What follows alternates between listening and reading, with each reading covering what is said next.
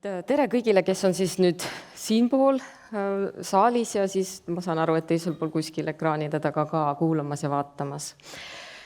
Ma sissejuhatuse lisaks tahan öelda, et ma olen küll spetsialiseerunud lähisuhtevägivallale, aga väga suur osa minu tööst on tegelikult täiesti niisugused tavalised Eesti pered ka oma erinevate probleemidega tereli. Et ma nagu ise vaatlen ennast suhteterapeudina, et minu niisugune suurem motivatsioon ja eesmärk tegutsemisel on parem suhte kvaliteet ja siis seeläbi tervem Eesti ja tervemad lapsed ka. Aga siis ma lähen kohe teemasse, sellepärast et aega meil väga palju ei ole.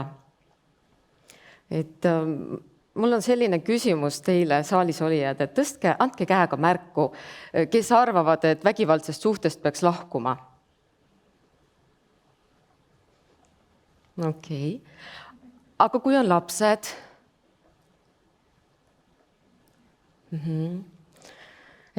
Ma olen ka teiega sama meelt ja ma näen, et valdav enamus, ma ei jõudnud vaadata, kas kõik seda arvavad, aga valdav enamus siiski on seisukohal, et tuleb lahkuda.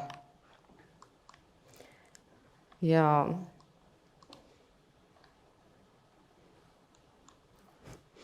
ma ei tea, kus ma pean seda pöötama. Hästi telekas, minu küsimus on see, et miks vägivaldsest suhtest on nii raske lahkuda. Ma olen kirjutanud raamatu Arukalt lahku ja ütleme niimoodi, et seal ma natuke käsitlen ka vägivalda, aga see ei ole põhifookus. Aga spetsialiseerudes lähisuhtevägivallale ma tean, et kui sul on lapsed, siis sellisest suhtest lahkumine on väga keeruline. Ja üldiselt, kui ohver minuni jõuab ja hakkab rääkima, kes veel ei ole läinud, siis ma võin talle enam-vähem ennustada, mis järgmiseks juhtuma hakkab.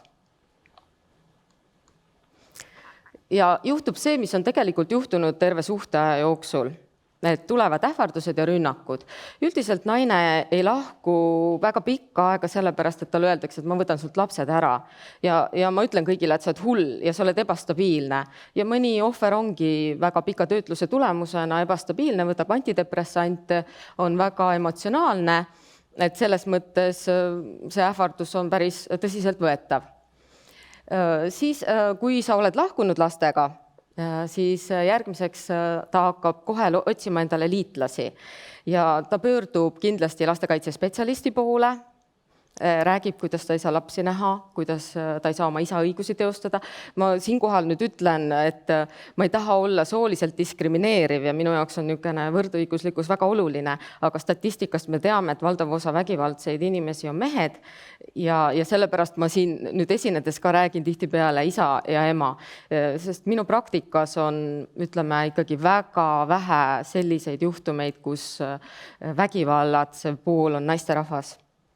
Ja siis tihtipeale siis see vaene isa läheb lastekaitsespetsialisti juurde ja räägib seal oma loo ja üldiselt niisugune tugev Eesti mees, kes kunagi emotsiooni ei näita, siis seal ta ei pea paljuks ka nutma hakata. Et tihtipeale tulevad tema emotsioonid täpselt sobilikul hetkel välja, et see info, mida ta edastab, seal oleks mõjusam. Ja muidugi ta ei räägi seal, mis siis, ütleme, selle naise ja laste lahkumise põhjus või tagamaa tegelikult oli. Et oma osa ta pisendab. Ja järgmiseks siis püütakse leida igasuguseid koostöökohti ja kokkuleppeid. Lastekaitsespetsialisti nagu võimalus on siis panna paika suhtluskord, mida siis need mehed üldjuhul, nad ei taha seda koostööd teha, neid kokkuleppeid nad ei taha sõlmida, ükski pakkumine neile ei sobi ja üldjuhul jõuavad need juhtumid kohtusse. Mõned mehed ütlevadki, et ma kaeban su kohtusse ja lohistan su läbi kõikide kohtuastmete, sest Eesti riigis on see tõepoolest võimalik. Et sa võid läbi juriidilise süsteemi inimest edasi piinata ja taas ohvristada. Ja kohtust tihtipeale, kas siis enne menetlust või kohtuistungi jooksul, saadetakse inimesed perelepitusse, mis on enamas juhtudel määratud luhtuma, sellepärast et vägivaldse inimese eesmärk on tegelikult oma ohvrit seal edasi piinata ja temast nii-öelda halba rääkida ja sundida teda siis istuma koos endaga seal ruumis tunde, aga tema eesmärk ei ole leida kokkulepet või koostööd. Ja kui need kokkulepped on ka sõlmitud, siis hiljem need ei kehti. Ja siis on erinevad uuringud on ka seda siis öelnud, et vägivaldsed mehed ähvardavad lastekaitse kohtuga ja kohtusüsteem on siis nende uus lahinguväli, kus saab võidelda aastaid, et osad juhtumid on mul tõesti, ütlen, aastaid kestavad ja selle, ütleme, mis seda meest nagu ajendab, eks ole, ei ole niisugune soov siis olla meeletult hea isa, vaid kätte maksta, jätkata kontrolliga, jätkata ahistamisega, noh näiteks toon juhtumi, kus tegelikult need juhtumid, mis ma teile näitena toon, on lihtsalt ilmestamiseks, need on päriselt juhtunud, aga ma püüan neid detaile nii vähe anda, et kaitsta oma ohvrite huve, aga et te saate aru, mis on kõik võimalik Eestis. Et isa tegelikult teadis, et laps ei ole tema bioloogiline laps. Kui laps sündis, ta oli väga palju välismaal ära tööasjus, nii et lapsega ei jõudnudki kiindumussuhet tekkida. Kõigele lisaks räägivad nad eri keeltes, nii et nad ei saa üksteisest aru, aga see ei takista isa käimast kohtus juba nüüd, ma arvan, 4-5 aastat, et nõuda oma isa õigusi selle lapse üle. Et siukene, aga et sisuliselt siis on tegu sellega, et ma maksan sulle kätte, et sa lahkusid. Ja vanemlusest saab sellises etapis siis näitelava, et minu niisugune spetsiifika on välja nagu uurida, natuke nagu detektiiv olla, et aru saada, mis on need manipulatsioonid, mida see inimene rakendab. Tihtipeale lastekaitsespetsialistid pöörduvad minu poole hinnangu saamiseks ja kohtud ka siis spetsialisti arvamuse saamiseks, et mis siin päriselt toimub. Ja miks siis lastekaitsespetsialistil endal on võib-olla raske seda hinnangut anda, on see, et temale siis etendatakse seda toredat vanemlust. Et vägivallatseja ongi pärast lahkuminekut maailma parim lapsevanem. Kui ta lapsega kohtub, siis sotsiaalmeedia on üle ujutatud piltidest, kuidas me olime koos, mida me kõik koos tegime. See, et eelnevalt puudus kontakt lapsega, see on unustatud. See, et teda pole kunagi laste jaoks olemas olnud ja isadepäeva üritustel käis ka ema, on kustunud ja unustatud. Ja tema eesmärk on leida endale liitlasi, nagu ma ütlesin, et rohkem inimesi hakkaks teda nagu uskuma ja tema seda legendi kaasa rääkima. Ja teiseks on tema mõte siis seal taga see, et ta ei taha maksta elatist, sellepärast ta hakkab nõudma hooldusõigust endale. Ta tahab kiusata teist vanemat, seega ta õõnestab tema autoriteeti, ta tahab kätte maksta tavaliselt, tahab jätkata kontrollimist, hirmutamist. Ja siis väga sageli on ka see, et surutakse see naine nurka, öeldakse, et kirjuta kõik vara minu nimele, võid lahkuda, võid minna lastega. Noh, kui ma soovitan kõigil, kes sellises olukorras on, et palun ärge kirjutage oma vara vägivaldse inimese nimele, sellepärast, et pärast seda te olete varatu, kodutu ja kui küsitakse, et kuhu te palun väga oma lapsed, siis nüüd majutate pärast seda lahkuminekut, siis teil tegelikult ei ole mitte midagi öelda. Aga sellist survet ohver tihtipeale tunneb. Ja siin ma saan jälle tuua ühe näite.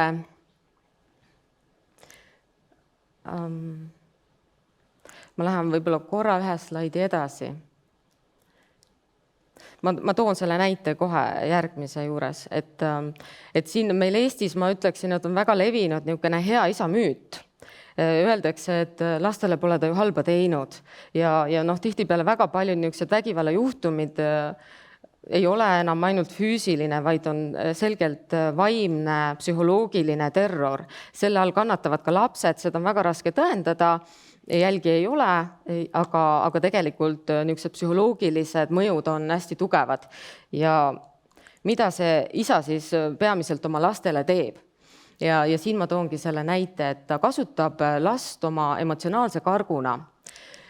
Ja räägib tihtipeale sellest, kui raske tal on, kuidas tema tahtis ilusat perekonda, aga nüüd ema lõhkus kõik ära ja räägib oma muredest, tihtipeale ta nutab laste nähes, ohkab, ta manipuleerib lapse kaastundega, et näiteks ta võib jätta lapsele mulje, et nüüd, kus on pere lahku läinud, tal ei ole mõtet enam elada. Et mõned teevad seda niimoodi hästi varjatult, nad käivad ringi, nad ohkavad hästi sügavalt ja ütlevad, elul ei ole enam mõtet, mis siis lapse jaoks on selge signaal, et midagi see isa planeerib. Aga mõni ütleb konkreetselt, et ma tapangi ennast ära. Ja siin on minu praktikast mul on väga palju julmi näiteid, aga see minu jaoks kõlas ikkagi väga julmalt. Et peres oli valdavaks vaimne vägivald, füüsilist polnud. ja siis teismeline tütar hakkas emale ütlema, et palun lähme ära siit, et palun lähme, et siin tõesti on halb elada meil. Ja ema võttis väga pikalt hoogu, nagu nad enamasti võtavad, sest nad ei usu, et nad saavad hakkama. Lõpuks nad läksid ära. Sellele järgnes niisugune isapoolne vaimne terror väga pikalt, jälitamised ja siis, aga siiski suhteliselt kiiresti loodi niisugune suhtluskord, kus laps oli pool aega ema juures, pool aega isa juures. Ja ükskord, kui see suhtluskord oli võib-olla mingi kuu või poolteist niimoodi kehtinud, kui laps isa juures tuli, helistas isa talle ja ütles: ma lasen meie pere koera kohe lahti, ma panen meie kodu põlema ja ma poon ennast üles. Ja lapse jaoks oli see nii, ütleme, et tema jaoks pandi kaalukausile kõik talle olulised väärtused, et lapsed armastavad oma vanemaid, ma ütlen, ma olen näinud väga jõhkraid asju, mida lastele tehakse, sellest hoolimata nad on lojaalsed ja hoolivad oma vanematest ja tahavad neile head. Mis see tüdruk tegi, pakkis oma ta ei jõudnud seda lahtigi pakkida, ta pani sinna koju tagasi ja sealt ta enam ei naasnud. Ehk siis sealt ema juurde tagasi ta enam ei tulnud, suhtluskord oli katkenud ja sealt peale ka suhtlus ema ja tütre vahel. Ja praeguseks on see olukord jõudnud nii kaugele, et kui tütar, see on nüüd paar aastat tagasi, kui see kriisikese oli, kui tütar peaks kohtama tänaval oma ema juhuslikult, siis ta keerab ringi ja ütle talle isegi tere. Ja läbi Messengeri on ta mõista andnud emale, et kui sa koju tagasi tuled, siis ma jälle suhtlen sinuga. Ehk siis see laps on elanud väga tugeva vaimse töötluse tingimustes ja ta elab vaimselt vägivaldse inimese katuse all ja tema töötlus käib edasi. Ja kaastundega manipuleerimise all ma toon näite, kuidas üks isa valetas oma lastele, et tal on nii tõsine haigus, et kui teda ehmatada või närvi ajada, et siis tema võib kohe jala pealt ära surra. Ja see oli hästi keeruline perejuhtum ka jälle, need inimesed saadeti minu juurde, lapsed ka. Ja siis ma küsisin selle isa käest laste kuuldes, et mis haigus see selline on? Ja ta ütles oma haiguse, ma ei ütle selle nimetust praegu, et hoida konfidentsiaalsust, aga see oli selge, et tegelikult äkksurma ohtu sellega ei kaasnenud. Ja ma ütlesin ka seda laste kuuldes, et teie isi ei hakka surema, ärge kartke enam. Aga sellele isale sobis, et need lapsed kardavad. Sellepärast, et need lapsed tulid tema juurde elama. Ja see, et nad tulid tema juurde elama, tabas nagu mitu kärbest ühe hoobiga. Esiteks, ta ei pidanud maksma neile elatist, hoopiski eksnaine hakkas maksma talle elatist. Teiseks riiklikud lasterahad, kolmandaks kättemaks ja neljandaks, ega siis tema neid lapsi kasvata, tal on ju uus naine. Ja need lapsed on samamoodi nüüd emast võõrandatud, sellepärast, et isa hoiab elus mitmeid niisuguseid müüte või valesid ema kohta, see, et ema on ohtlik. Et olge ettevaatlikud, ema röövib teid ära. Ja tegelikult ema oli see, kes neid lapsi kasvatas sinnamaani, kellega lastel oli päriselt side. Et see näitab, kui kiiresti on võimalik tegelikult laste vaimsust ja meelt muuta. Ja need isad tihtipeale loovad lastega ebaterveid liite, nad ei kehtesta piire. Hästi tavaline on see lahkumineku järgselt, et ema juures on reeglid, isa juures on vabadused. Kommikotid kapinurgal, sööd mis tahad, magama lähed kui tahad, nagu üks poiss kirjeldas. Emme juures võetakse mul mobiiltelefon ära, aga kui ma issi juurde lähen, siis ma võin nii kaua istuda seal, kuni ma ära kukun. Ma küsin, mis see tähendab ära kukud? Kuni ma nagu magama vajun. Ja me teame, et ekraanimeedia on meie, ütleme, selle vanemluse uus väga tõsine väljakutse. Söömisküsimuste kõrval vanemluse uus tõsine väljakutse on ekraanimeediale piiride panek. Aga tihtipeale need isad seda ei tee, nad soosivad seda, las laps istub selle ekraani ees, ongi mul mugavam, ma ajan oma asju ja lähen üldse kodust ära, kui ta seal on. Et niisugust piire nad ei kehtesta, tihtipeale on niisugune kingitustega üle ujutamine, asjadega üle ujutamine ja milline laps ei taha. Kui pakutakse, jumal küll. Üks tüdruk oli minu juures teismeline ja siis me rääkisime nendest asjadest, mis ta on kõik issilt kingituseks saanud. Ta ütles, et ta läheb muidugi issi juurde, sest sealt saab kingitusi ja siis ma küsisin ta käest, et kas see tähendab, et sa oled ära ostetav või? Ta ütles, jaa. Nii et lapse elu on lihtne. Ja tihtipeale, kui see laps tuleb siis ohvrist vanema juurest oma isa juurde, siis väga kiiresti käib ülekuulamine. laps on uhk, ta peab kodust kõik info ära koguma ja siis see ülekuulamine, ma ütlen, nendel meestel käib lähema 10-15 minutiga on nendel kogu ülevaade vahepeal toimunust, sest et kust ma seda ajalist tean nii täpselt, seepärast, et siis nad tõmbavad kohe kõne eksile, ütlevad nii, kes sul seal külas käis, mis see tähendab, kus te käisite, et tal see info on kõik olemas. See info liikumine vastupidiselt ei toimu, et kui näiteks laps tuleb isa juurest ema juurde, ema küsib, et noh, mis te tegite, kuidas teil oli see vahepealne aeg? Laps ei räägi midagi. Ehk siis ta on lojaalne sellele, kes on vägivaldne ja ta ei anna mingit infot selle kohta, isegi täiesti süütut infot ta ei ole nõus andma vanemale. Ja strateegiaid mul on rohkem kui üks, sest et nad kasutavad väga palju erinevaid manipulatsiooniviise. Et on leitud, et 90% juhtudest vägivallatseja kasutab peamise mõjutusvahendina teise vanema halvustamist. Ja eesmärk on siis tekitada lapses seda lojaalsuskonflikti, nagu ma kirjeldasin, on ju, issile peab kõik ruttu info välja andma, emmele ei ütle ühtegi sõna, mida sa tegid, täiesti süütud asju ka ei tohi rääkida. Ja mis see vanem nagu teeb, et ta täitsa vabalt võib rääkida lapsele mingisuguseid nagu suhtealaseid saladusi välja, mis ei ole lapsele ei eakohased ega ka tegelikult üldse vajalik info, et tavaliselt vanemad kaitsevad lapsi sellise info eest, aga vägivallatseja võib seda rahulikult välja anda. Ja ta kritiseerib vanemat ja samamoodi nagu see kriitika laieneb ka uutele pereliikmetele ja näiteks hästi sage on see, et laps ei tohi uut kohta, kus ta elab, nimetada koduks. Et kodu on ainult siin, kus meie elame.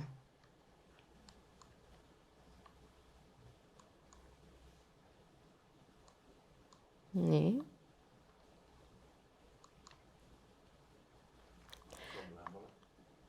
Tuli vist, jah. Et laps, kes nüüd julgeb vägivaldsele isale rääkida, et kuule, mul emme juures oli tore või tegin midagi vahvat, siis see on ka keelatud tegelikult, ta ei tohi rääkida sellest, siis isa solvub või tuleb mingisugune vastulöök selle peale. Mis on nüüd, ütleme, üks tõsisemaid tagajärgi ja seda me tajume ühiskondlikul tasandil tegelikult me kõik lõpuks. Et selline isa julgustab oma last teise vanemaga halvasti käituma.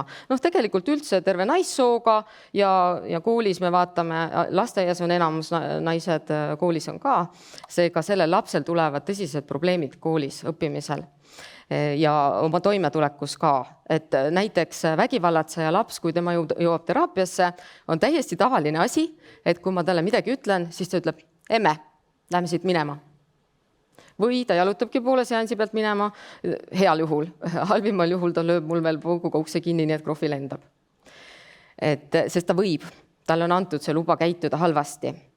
Ja kui te kujutate ette, et see laps on koolis, siis õpetajatel on nende lastega väga palju probleeme. Tihtipeale vägivaldne inimene hakkab hästi ruttu spetsialistidele rääkima ka seda, et tema ekspartner on ohtlik või hull. Ja tema kodu on ebaturvaline. Et kes on spetsialistid, mina soovitan kohe järgi küsida, mis see tähendab? Kuidas ta on hull? Mis selles käitumises on ohtlikku? Kuidas on see kodu ebaturvaline? Et detaile juurde saada, sellepärast, et enamasti on see ainult see mulje, mida soovitakse sellest vanemast luua. Ja seda sama muljet loob vägivaldne inimene ka oma lastele, siis sellest teisest vanemast. Jälle näide. Paar läks lahku enne koroonat. Isa võttis lapse, kolis temaga emale ütlemata teise Eesti otsa, 3-aastase lapse võttis kaasa endaga. Ja siis ema püüdis seda kontakti taastada, koroona aeg, isa ütles, mitte midagi ei saa ja ei saanudki, kuid ei näinud ema last. Lõpuks, kui ema siis lapse kätte sai, nad tulid teraapiasse, me saime kokku, lapse ja ema vahel oli väga hea suhe, ilusti kõik toimis. Ja siis laps ronib järsku emmele sülle, ütleb, koputab emmele vastu pead ja ütleb, et emme, kas sul pea valutab? Ema ei valuta. Aga laps arvas, et emmel kogu aeg ju pea valutavat, joob ju kodus kogu aeg ja isa oli seda tal öelnud. Ja 3-aastane laps, et kui sa juba temal hakkad sisendama, et kuule, su vanem on alkohoolik, sul on temaga ebaturvaline, siis mida see laps peab arvama sellest, et sellel lapsel tekkisid lasteaias, kui ta ennem oli niisuguse väga hea arengurütmis laps, siis tal tekkisid seal tagasilöögid arengus, kõnes, käitumises. ja siis ütleme niimoodi, et siis kõige äärmuslikumal juhul, mis siis juhtub, selle tulemuseks on see, et vanem või siis nüüd vägivaldne vanem hakkab täielikult piirama lapse suhet teise vanemaga, kuni siis obsessiivsed vägivallatsejad juba tegelikult lähevad selleni välja, et nad võõrandavad lapse teisest vanemast. Ehk siis on selline ka täitsa tavaline, et kui lahku lähed vägivallatsejast ja ta ütleb sulle, nii, ma saadan su kas hullumajja või vanglasse või sa tapad ennast ära, siis seda tasub tõsiselt võtta, see ei ole nali. Ja mul on siukseid juhtumeid ka olnud, kus tegelikult naine ongi korduvat suitsiidikatseid teinud ja ka olnud kinni siis ravil ja tema kohta on algatatud nii palju menetlusi, et ta ei jõua ise ka neid enam kokku lugeda, sest see on kõik võimalik. Ta on elus veel õnneks, aga see ei ole lihtne talle olnud. Ja see isa ka lapsed kõik suutis emast võõrandada. Ja see võõrandamise termin Eestis, ma tean, on üsna vähe levinud, kuigi kohtusüsteemis seda kasutatakse palju, aga see tähendab seda, et see on psühholoogiline väärkohtlemine ja perevägivalla selline vorm, mis ilmneb väga kõrge konfliktsusega lahkuminekute korral. Nii et kui on peres lähisuhte vägivald olnud, siis võite tõenäoliselt arvata, et sellele järgneb lahkumineku protsessis siis kõik see, mida ma olen kirjeldanud. Ja need nüüd taktikad ja strateegiad, millest ma ka rääkisin, siis need on leitud, et need on sarnased manipuleerimistele, mida kasutavad kultusjuhid. Et siis õõnestada lapse enda kriitilise mõtlemise võimet ja ta ajupesuga läbi immutada. Et tihtipeale need lapsed hakkavadki hiljem rääkima mingisuguseid lauseid, mis korduvad kogu aeg. Ja see jutt võib ka aasta või 2 hiljem olla täpselt samasugune, lause on täpselt samasugune. Mis su ema sulle siis tegi, miks sa ei taha temaga suhelda? Ma mäletan, et ükskord mul oli paha tuju ja ta ei lohutanud mind. On see süüdistus? Või siis nagu ma eelneva näite puhul ütlesin, et emme röövib meid ära.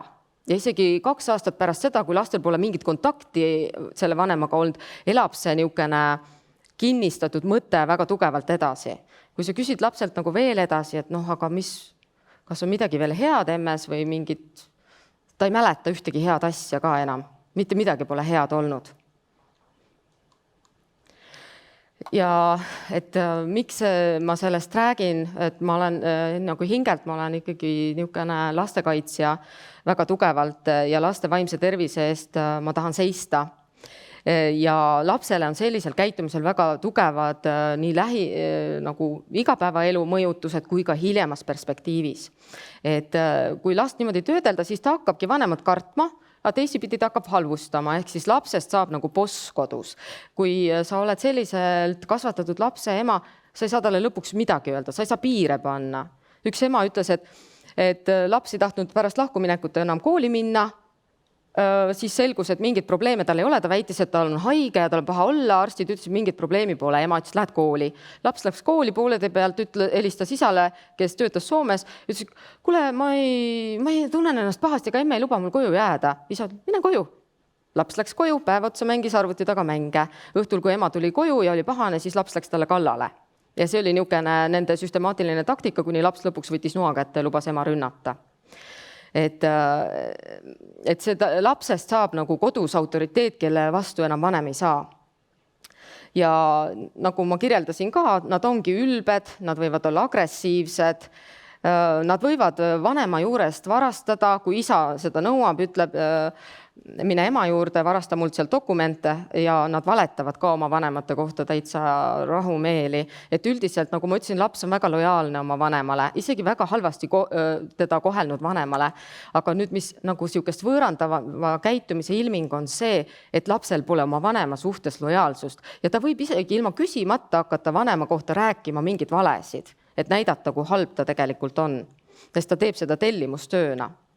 ja siis nagu sisuline mõju sellele lapsele on see, et tema areng on pärsitud, nagu ma rääkisin selle 3-aastase tasandilt. Nad võivad tihtipeale regresseeruda, arengus tagasi langeda.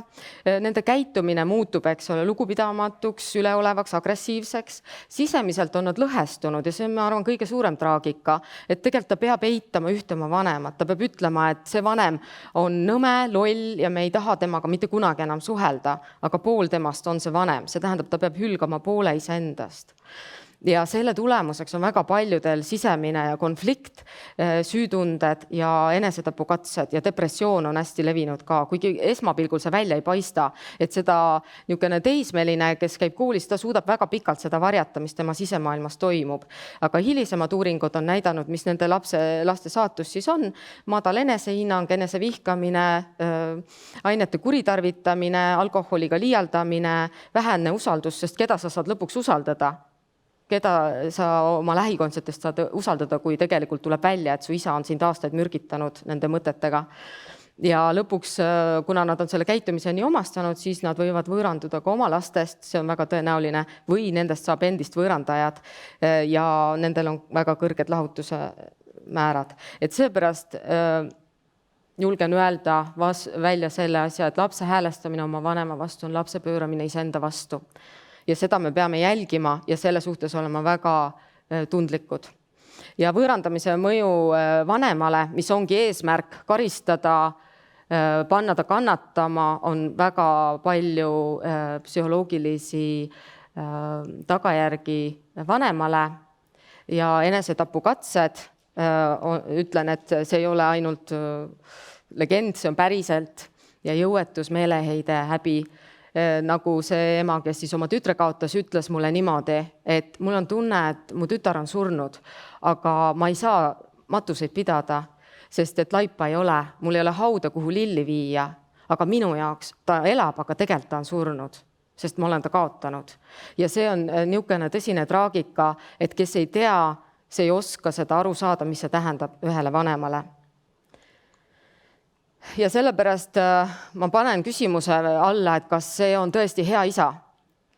Et Eestis on väga vägivallatsejad, kirjutavad mulle aeg-ajalt ja küsivad, et miks mina ei luba tal lastega kohtuda või mis seal taga on. Ja siis nad toovad mulle alati selle seaduse paragrahvi, kus on, et vanemal on õigus suhelda oma lapsega ja kohustus. Aga nad unustavad sinna juurde panna need kõik seaduse paragrahvid, mis ütlevad, et sa pead tagama oma lapsele ohutuse, turvalise elukeskkonna ja ehk isegi eeskuju, et mis moel elada siin ilmas. Et sellepärast ma soovitan mõelda, et mis see isa roll on lapse elus ja millist isa me väärtustame. Ja kas see, et isa on olemas ja temaga see kontakt on olemas, kas see kaalub üle selle kahju, mida ta võib lapsele teha. Nii, aga ma näen, meil on aeg läheb väga kiiresti, et ma tegin uurimustööd sel teemal ja mis välja tegelikult tuli Eesti kontekstis ka kahjuks on see, et kui me räägime suhtluskorrast, siis me vägivallatsejatele ei tee, selles mõttes see on okei, et ta on vägivaldne olnud ja me ei pea sinna mingit piiranguid ei panda. Isa ja lapse kontakt on püha. Mis see isa teeb, ei ole oluline. Et toon kiirelt jälle ühe väga õudse näite. Peres olid kõik vägivalla vormid, ema lõpuks lahkus, isa hakkas nõudma oma algklassides käiva poisiga kohtumist ja ta oli olnud vägivaldne ka lapse suhtes ja siis lõpuks seda vägivalla taset arvestades mina soovitasin lastekaitsespetsialistile, et ainult kui te olete ise juures ja tagate ohutuse lapsele. Ja siis see kohtumine toimus, lastekaitsespetsialist istus kaugemal, kui isa mängis lapsega jalgpalli. Ja selle väikse kohtumise jooksul, kuude jooksul, esimene kohtumine siis oma pojaga, mida isa tegi, sosistas talle kõrva. Ma panen su ema maksma, ta hakkab mulle iga nädal maksma 500 €. Ja see kaitse, kes tal on, ta jääb temast ilma, ma helistan talle, tal ei ole varsti enam kaitsjat. Ja need seksuaalsed rünnakud minu pihta, mida su ema on teinud, ma teen kõik avalikuks. Nii et need lapsed ei ole ohutus kohas isegi siis, kui neil on seal kõrval keegi inimene, kes peaks selle tagama. See laps oli hüsteerias ja tal oli väga, väga tõsine kokkukukkumine pärast seda kohtumist oma isaga. Ja ja siis ütleme, et valdavalt on ikkagi isad need, kes neid rünnakuid teostavad. Ajalooliselt on arvatud, et emad on need, kes võõrandavad, aga lähisuhtevägivalla puhul julgen öelda, et kuna see on ülekaalukalt isade poole kahjuks kaldu, siis Eestis on see põhiline võõrandamise taktika kasutaja mees.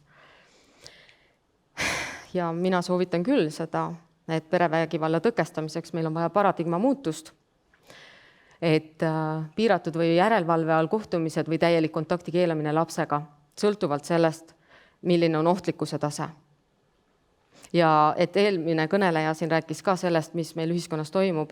Ma arvan, see on ühiskondlik teema, aga kui me tahame, et see hakkaks muutuma, me peame hakkama lapsi kaitsma selle eest. Ja seda tõsiselt võtma. Tänan kuulamast!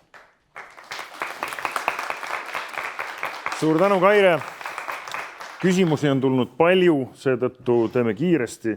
Ma alustaksin võib-olla jälle selle enda looga, et mul on kodus 2 5-aastast tüdrukut, kaksikud. Sa räägid, see on võitlus tagajärgedega.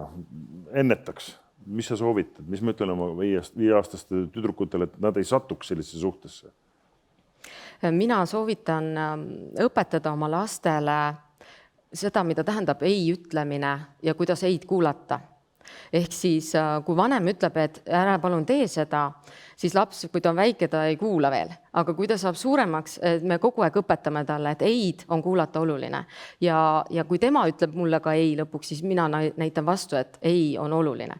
See on minu arvan kõige baasilisem õpetamise vahend, mida me saame oma lastele kaasa anda, et ka tulevikus, kui tuleb halb käitumine vägivallatsejate puhul tavaliselt on see, et ta algul on väga tore ja siis ta teeb midagi, kus sa tahad öelda talle ei. Ja sa ütled ei ja siis vaata reaktsiooni. Enamasti ta ei lepi selle eiga ja see on sinu jaoks signaal, et siit head suhet ei tule. Et see on, seda ma soovitan õpetada. Piire tundma, enda piire austama, aga siis seeläbi teiste piire ja kui keegi tuleb üle, ma ei pea sinna jääma, ma lahkun. Räägime siis tagajärgedest. Kuidas lahkuda vägivaldsest suhtest, et lapsed nii-öelda terveks jääksid? Mis lahendust oma klientidele soovitate, mis on töötanud?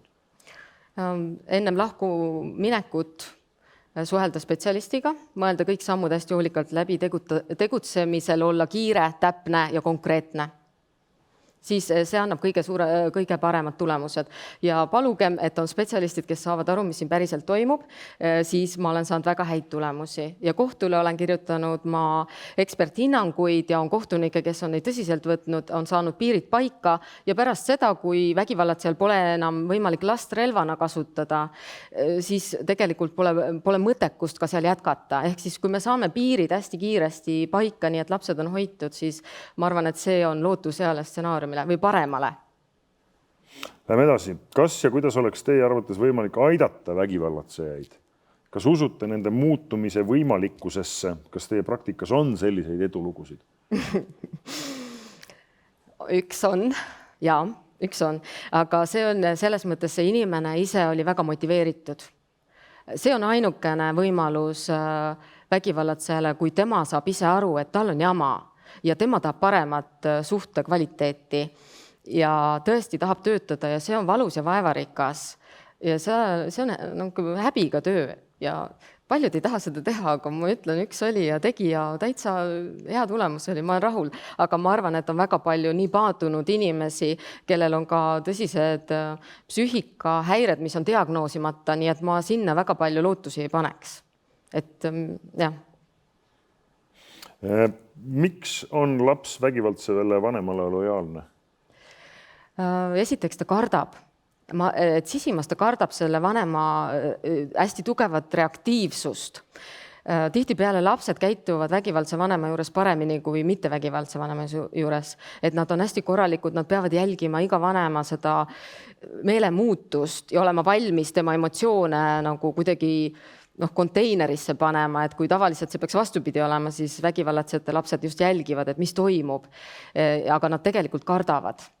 Nad kardavad neid tagajärgi ja seda niisugust vägivallatseja domineerivat poolt ja teisalt on siis vägivallatsejal ressursid enamasti rohkem kui ohvril ja vahendeid on meil kõigil vaja eluks. Ja see on puht praktiline.